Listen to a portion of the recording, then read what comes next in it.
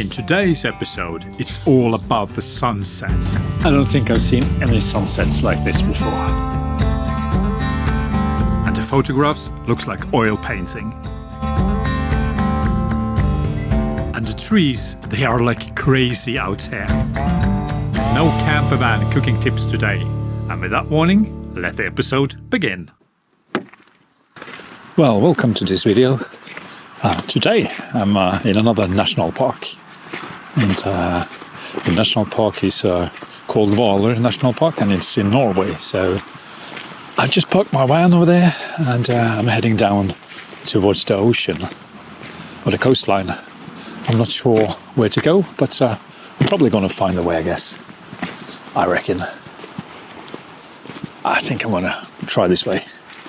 After a few minutes, I discovered I was going the wrong way. An outstanding sense of direction, as always.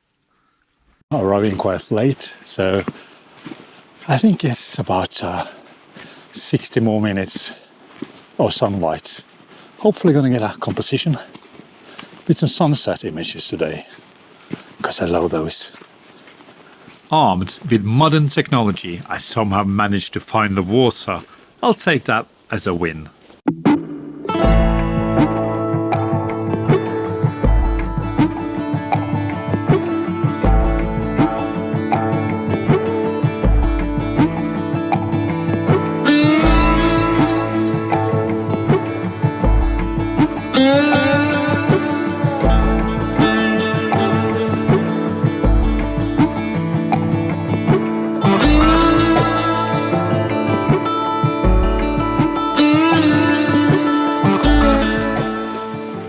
I guess I found what I was looking for. Look at this. Amazing. And the really nice thing is that it's kind of cold. You can see that you have this white frost on the ground. And that's really cool when it comes to photography. And especially now, when the sun is going down, you get a bit of warmth into that frosty ground, which is quite cool.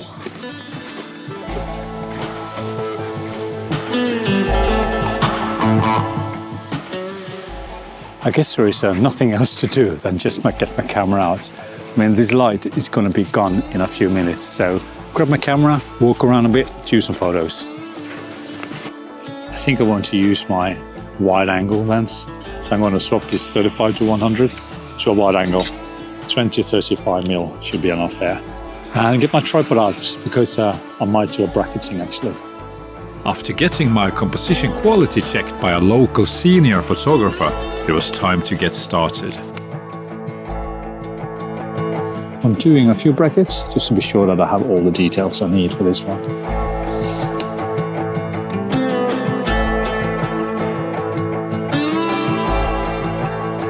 Frozen landscapes, warm evening light, the contrast is incredible. I'm shooting panoramic expand mode on a Hasselblad, and that's because I want that wide kind of look to it. So I'm kind of focusing on this grass in the front and then getting this sunset in the background. So you can see here I'm actually putting the grass almost in the middle, a little bit towards that side, but basically almost in the middle.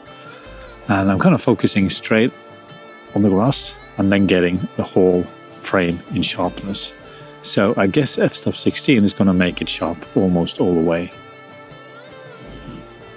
Well, I'm shooting straight into the sun because that gives it a bit more dramatic feeling to the image, and hopefully that's going to give some warmth into the image as well.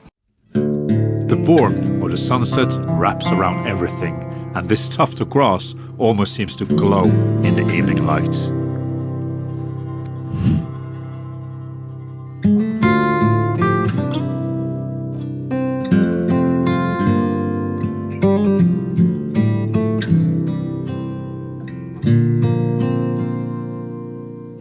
I keep shooting, this time framing a weathered tree stump silhouetted against a warm sunset.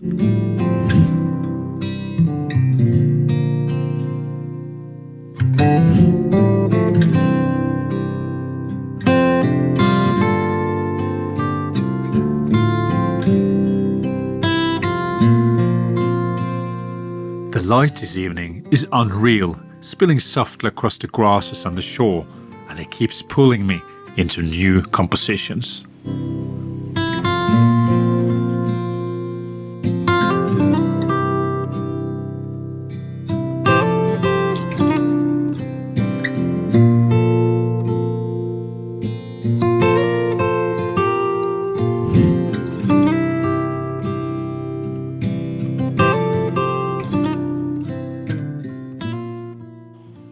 It's not bad, is it? It's absolutely gorgeous. I don't know, I'm falling in love with this kind of sunset and sunrises. And I don't know why I'm always liking to photograph them, because it's becoming almost like a cliche again, but I kind of love it. And why shouldn't I? It's absolutely beautiful. So, wow, look at that. You can see that the seaweed here is covered in frost. So I'm going to try to focus on that with the sunset in the background. Let's try that.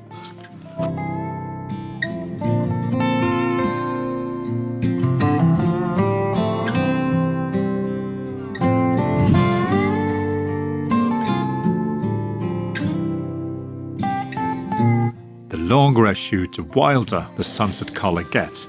It honestly feels like the lighting guy were completely off script tonight. I don't think I've seen any sunsets like this before. It's absolutely magical. This is crazy.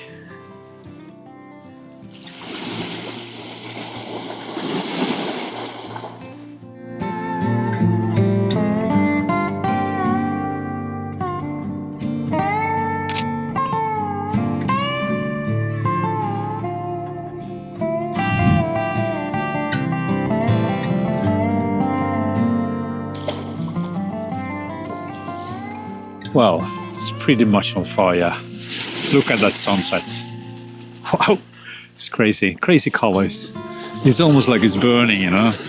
It's on fire. Basically, the ocean is on fire. It's almost like being inside a Turner or Edvard Munch painting, just without the human suffering. The colors turn the entire experience surreal.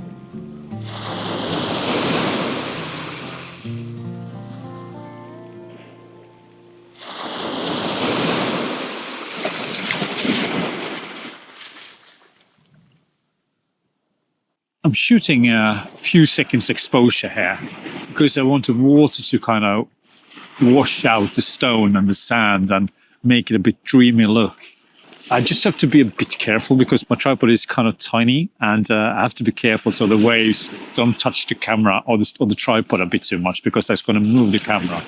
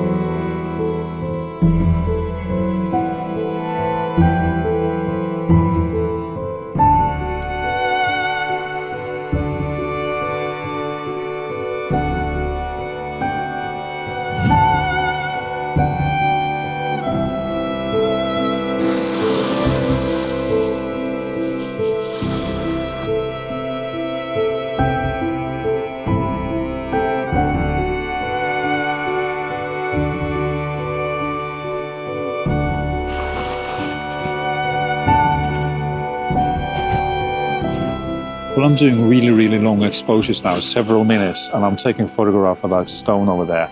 And you can see that it has some frost on top of it. That kind of gives it depth in the image and makes it a bit more interesting.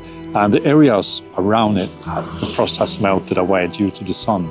So it kind of gives it a bit of contrast as well. Even though it's dark, it makes it a bit more contrasty.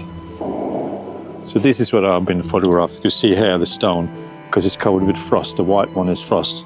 And all around here, you can see that the frost has been melted away. So that's what I found quite interesting with this image. Oops, I guess it's starting to be a bit too late to do these photographs, and these rocks are quite slippery, so you should be quite careful. Whoops, daisy. And let's see how it looks here. Yeah. I need another bracket because I'm doing a few brackets here.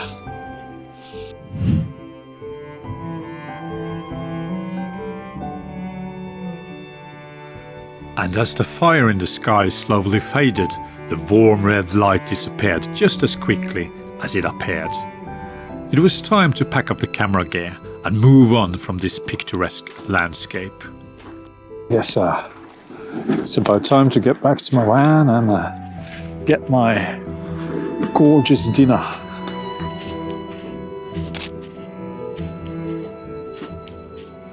So let's check what we got for dinner, what I got in the fridge. I got this one, stew, and this one. Guess what? Stew again. So 2 different stews, that's what I got. So I guess it's going to be some stew or some soup, but or maybe not, because I just checked the Google map and there's actually a fish restaurant down here. I do like fish, but I guess they have something else as well if I do not like what they got on the menu. But so I'm going to go down there, get some delicious fish or some other delicious meals, because these ones are okay, but it's nothing special for a Saturday evening, is it? So off we go. Carving something other than microwave food, I took a short walk from where I parked the campervan down to the nearby village. A small coastal gem with a modest town centre, a few shops and restaurants, and a local ferry connecting the islands of Hvaler all the way to Sweden. And finally, I find the local fish restaurants. A quite cozy spot, I ordered the fish of the day, halibut, and it turned out to be one of the best fish dinners I ever had. Absolutely amazing. Full and happy, I made my way back to the warm camper for the night.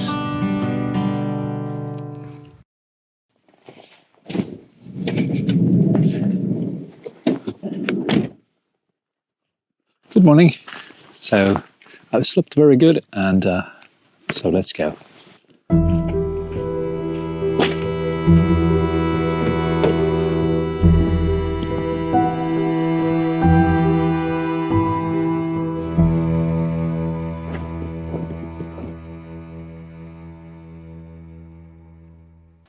This tree is amazing. What I like about this tree is that it has the frost on top of it and makes it stick out a bit from the background. The white frost gives a contrast, and that's what's going to make this image. So that's going to be expand mode, 65 by 24. So you can see it gives it a bit more narrowed kind of framing, you know. So just have to recompose it.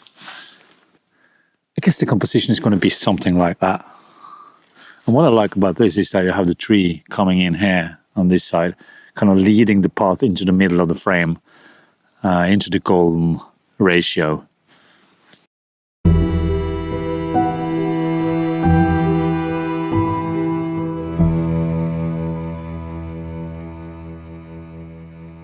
And what I like about this image, if you see it here, you can see that white frost is kind of making this stick out from the background. As I said, it's making it much more contrasty. So this would probably work really good in colors like this, or maybe even better in black and white. So let's try that. When I convert this image to black and white, the scene changes completely. Without color, the focus shifts to form, texture and contrast. The twisted shapes of the trees, the rhythm of the forest, and the quiet mood of the landscape.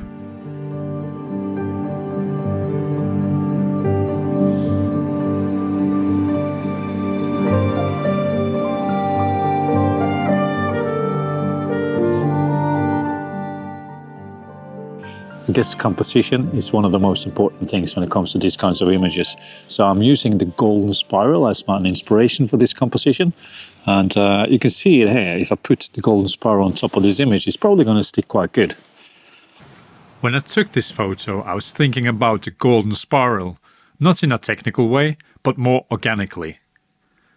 The fallen tree naturally creates this curve that pulls your eyes into the frame and guides you through the image. I like how it keeps the composition feeling organic, so your eyes keeps moving instead of getting stuck in one place. So it doesn't have to be mathematically exact. It's more about using the composition to guide the viewer's eye into the image, in the same way the golden spiral is intended to work.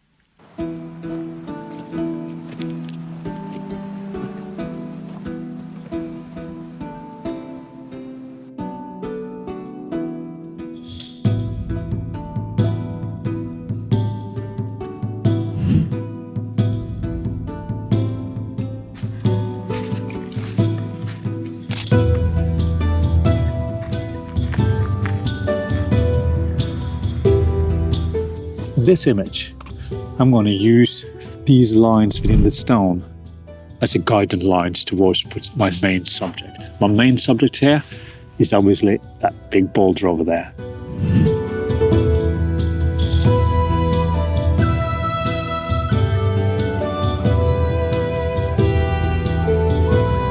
And what a landscape this island has to offer.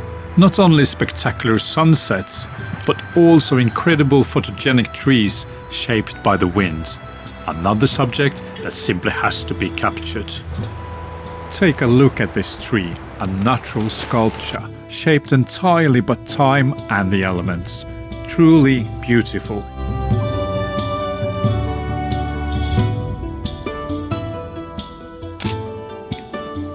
I really like this kind of old trees, the kind of mystic, you know. And what I want to do then is I want to do some detail photographs, some close-up photographs, because I want to emphasize that kind of mystic feeling. And I also want to shoot wide open. That's because I want to pin sharp at certain points of the image. And the rest of the image, I want to have quite blurred. As you can see, I'm using my surrounding to kind of emphasize the main subject. I'm kind of framing them in with these branches, and the branches should be unsharp and the main subject should be totally in focus.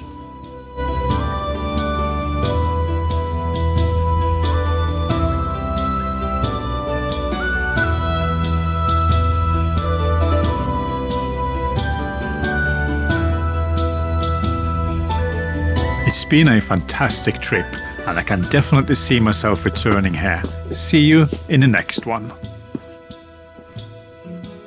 In the next episode, I'm heading to the Norwegian coast, testing out my new Hasselblad lens. I'm quite excited today. Got a new lens. And photographing another sunrise. I'm already taking the first snaps. Didn't have time to wait for you.